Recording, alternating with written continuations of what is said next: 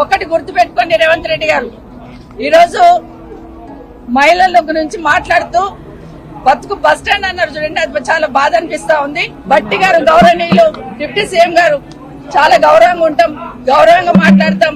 వచ్చి మాట్లాడుతూ ఉంటే మాకు ఉపసంహయంగా ఏదన్నా సంధాయిస్తారేమో అనుకున్నాం. కానీ వారు మాట్లాడుతూ కూడా మాట్లాడిన మాటలు నిజంగా బాధాకరం అనిపిస్తున్నాయి. ఆ రోజు ఏదో అపోజిషన్ లీడర్ గా నా పదవి పోయిందని మాట్లాడున్నారు. మరి మీ పక్క సీట్ ఈ రోజు మీకు వచ్చే అవకాశం ఉండే కదా, ఎందుకు ప్రయత్నం చేసుకోలేరని బట్టి గారిని కోరుతా ఉన్నాను. ఈ రోజు మీ పార్టీ అధికారంలో ఉంది కదా. అన్నిటికన్నా ముఖ్యంగా ఒక మాట అన్నారండి గౌరవనీయులు డిప్యూటీ సీఎం గారు, ఏ ముఖం పెట్టుకొని ఈ అసెంబ్లీలోకి వచ్చారన్నారు. మా కర్మగాలే వచ్చాం.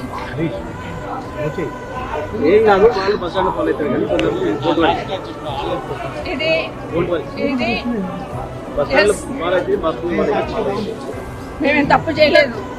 దేశంలో చాలా మంది పార్టీలు మారుతూ ఉంటారు. ఈ రోజు మీ పక్కన కూర్చోబెట్టుకున్నారు.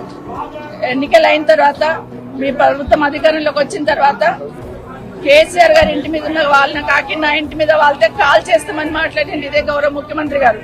కానీ అదే కేసీఆర్ గారు గెలిపించిన ఎమ్మెల్యేలంతా తీసుకుపోయి మీ పక్కన కూర్చోబెట్టుకున్నప్పుడు నన్ను పార్టీ మారినవని అడిగితే అధికారం మీకు ఎక్కడిది అని అడుగుతున్నాను.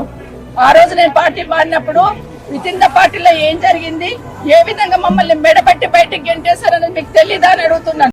ఒకటి గుర్తుపెట్టుకోండి రేవంత్ రెడ్డి గారు, ఈరోజు మహిళల గురించి మాట్లాడుతూ బతుకు బస్ స్టాండ్ అన్నారు చూడండి, అది చాలా బాధ అనిపిస్తా ఉంది. బట్టి గారు గౌరవనీయులు డిప్యూటీ సీఎం గారు చాలా గౌరవంగా ఉంటాం, గౌరవంగా మాట్లాడతాం.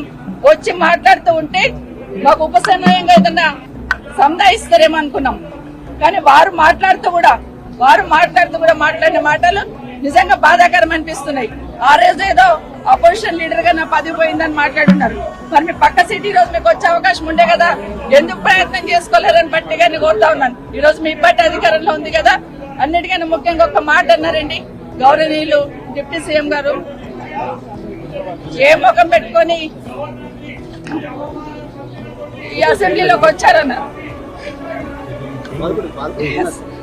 మా కర్మగాలే వచ్చాం.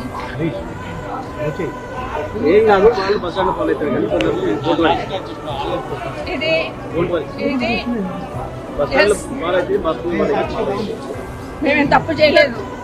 దేశంలో చాలా మంది పార్టీలు మారుతూ ఉంటారు. ఈ రోజు మీ పక్కన కూర్చోబెట్టుకున్నారు.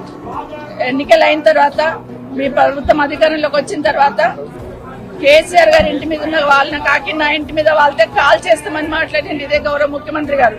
కానీ అదే కేసీఆర్ గారు గెలిపించిన ఎమ్మెల్యేలంతా తీసుకుపోయి మీ పక్కన కూర్చోబెట్టుకున్నప్పుడు నన్ను పార్టీ మారినవని అడిగితే అధికారం మీకు ఎక్కడిది అని అడుగుతున్నాను. ఆ రోజు నేను పార్టీ మారినప్పుడు విత్ ఇన్ ద పార్టీలో ఏం జరిగింది, ఏ విధంగా మమ్మల్ని మెడపట్టి బయటకు గెంటేశారని మీకు తెలీదా అని అడుగుతున్నాను.